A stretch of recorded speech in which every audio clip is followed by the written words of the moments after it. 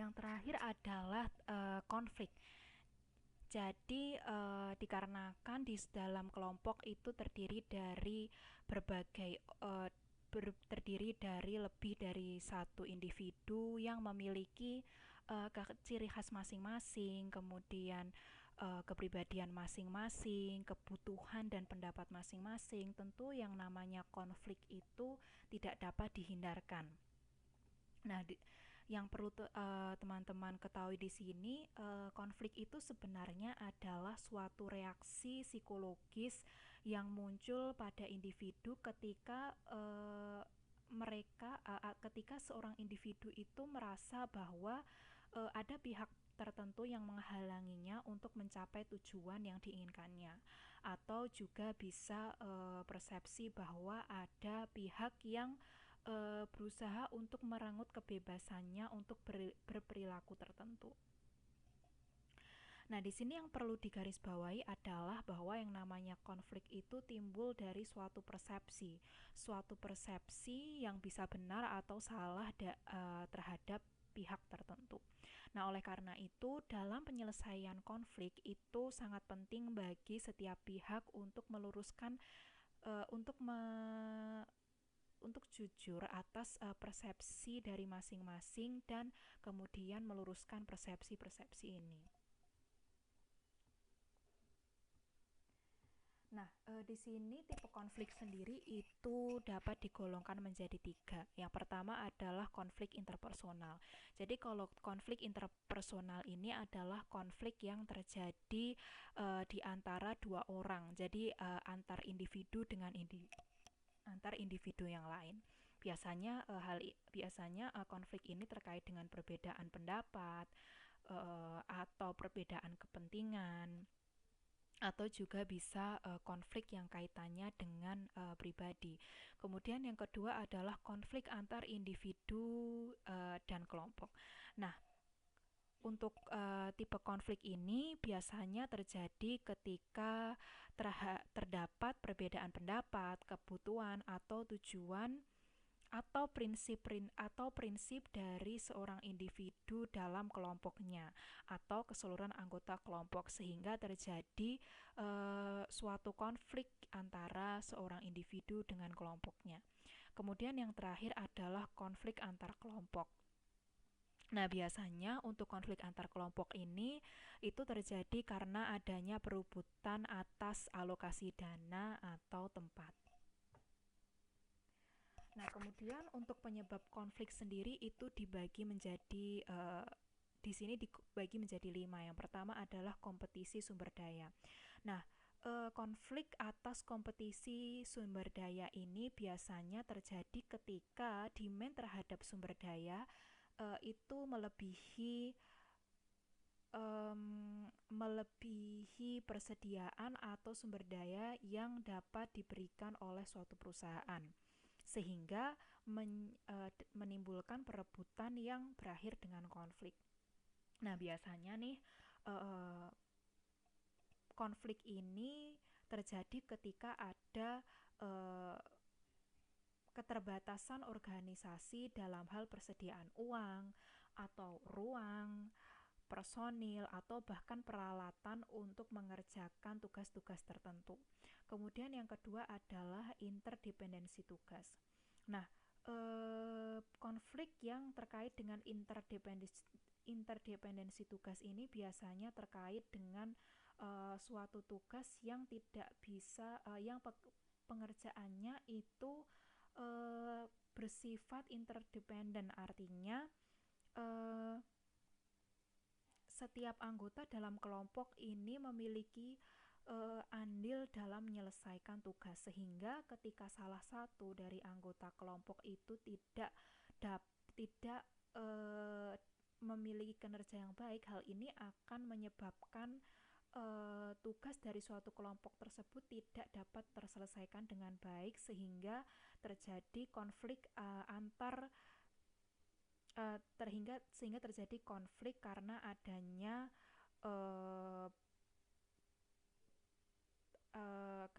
adanya keterlambatan dari anggota-anggota tertentu. Yang selanjutnya adalah ambiguitas yurisdiksi. Yang dimaksud dengan ambiguitas yurisdiksi di sini adalah bahwa konflik itu bisa terjadi ketika terdapat batasan-batasan yang tidak jelas mengenai otoritas tiap anggota. Nah, di sini artinya uh, tidak terdapat batasan-batasan yang jelas mengenai wewenang, kewajiban, dan hak dari setiap anggota kelompok, sehingga ketika ada anggota yang saling melewati batas masing-masing, hal ini dapat menyebabkan konflik antar anggota kelompok. Nah, hal ini bisa dihindari dengan cara menggunakan deskripsi jabatan yang jelas dan grafik organisasi yang selalu diperbarui, sehingga ada batasan-batasan yang jelas antara anggota kelompok. Kemudian adalah hambatan terkait komunikasi. Nah, di sini uh, belum saya masukkan ya.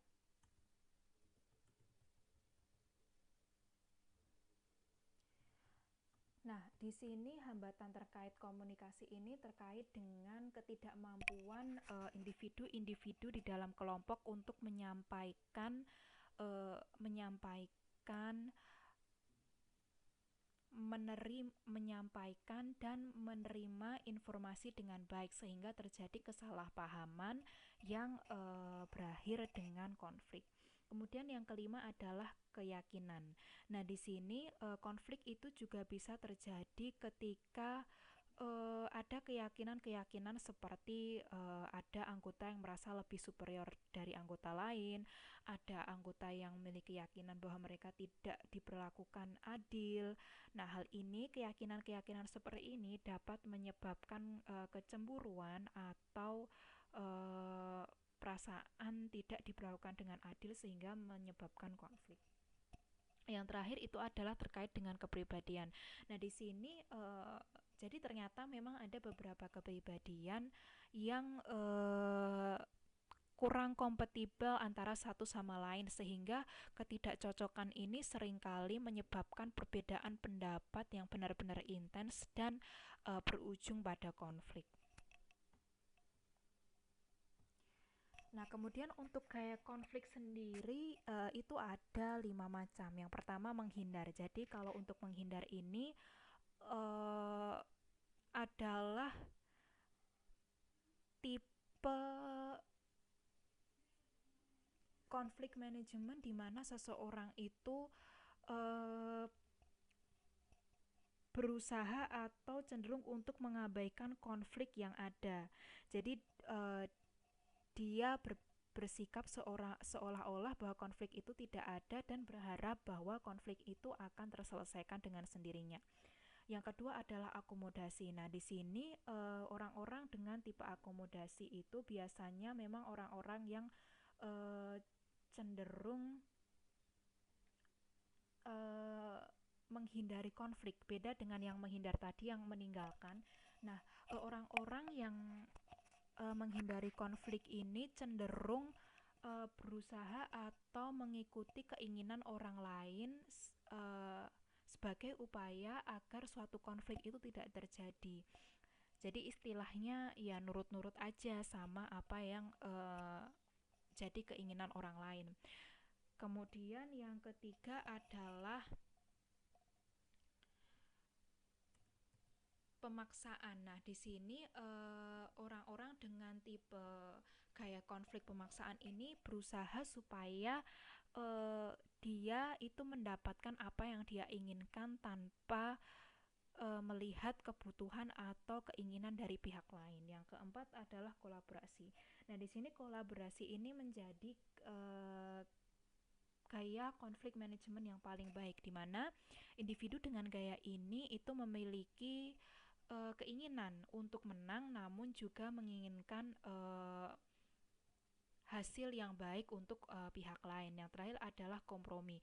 Nah, dalam tipe kompromi ini individu-individu dalam tim ini itu cenderung berusaha untuk menyelesaikan konflik dengan cara mereka mengorbankan sebagian dari apa yang mereka punya demi mencapai keinginannya. Jadi setiap pihak itu mengorbankan masing-masing dari apa yang mereka punya agar mereka mendapatkan juga masing-masing yang mereka inginkan. Nah, di sini itu ada beberapa langkah terkait dengan penyelesaian konflik. Nah, di sini sebelum konflik terjadi, itu sebuah organisasi sebaiknya memang memiliki aturan resmi mengenai bagaimana konflik harus ditangani. Nah, di sini artinya memang ada regulasi-regulasi tertentu yang membahas mengenai apa yang harus dilakukan karyawan ketika terjadi konflik. Kemudian karyawan juga sebaiknya dibekali dengan kemampuan dan keterampilan melalui pelatihan manajemen konflik. Jadi sebagai suatu tindakan preventif untuk terjadinya konflik, sebaiknya organisasi memang membekali karyawan dengan pelatihan yang bisa mengasah kemampuan manajemen konflik dari karyawan. Nah, kemudian ketika konflik kemudian adalah ketika konflik pertama kali muncul. Nah, di sini ketika konflik itu pertama kali muncul, maka pihak-pihak yang terlibat harus didorong untuk mengaplikasikan keterampilan resolusi konflik yang telah dipelajari. Jadi pelatihan yang telah diberikan ini fungsinya adalah agar karyawan itu memiliki kemampuan untuk menyelesaikan konflik-konflik yang dihadapinya, sehingga konflik ini tidak akan mengganggu kinerja dari karyawan dan yang akan berimbas pada performa dari keseluruhan perusahaan. Nah, di sini kunci dari penyelesaian konflik itu adalah dengan menurunkan tensi dan meningkatkan rasa percaya antara kedua belah pihak yang terlibat dalam konflik. Nah, yang terakhir adalah ketika konflik ini akhirnya tidak bisa diselesaikan oleh pihak-pihak yang terlibat dalam konflik tersebut, maka dapat digunakan intervensi dari pihak ketiga. Nah, intervensi dari pihak ketiga ini bisa dari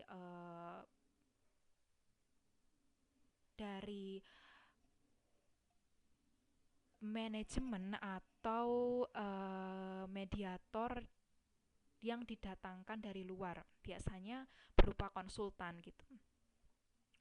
Nah, tapi jika usaha untuk melakukan mediasi tidak dapat menyelesaikan konflik, maka alternatif lain yang dapat dilakukan adalah melalui jalan arbitrase. Nah, nanti teman-teman bisa cari sendiri apa itu bedanya antara mediator dan arbitrator. Nah, pihak ketiga ini biasanya melibatkan manajer dari kedua pihak yang mengalami konflik. Namun, apabila manajer hanya berperan sebagai mediator, maka direktur tenaga kerja dapat digunakan. Oke, untuk materi kali ini cukup sekian materi yang dapat saya sampaikan. Silahkan nanti teman-teman bisa membaca sendiri untuk eksplor lebih jauh mengenai materi perilaku kelompok ini. Oke, sampai segitu dulu. Wassalamualaikum warahmatullahi wabarakatuh.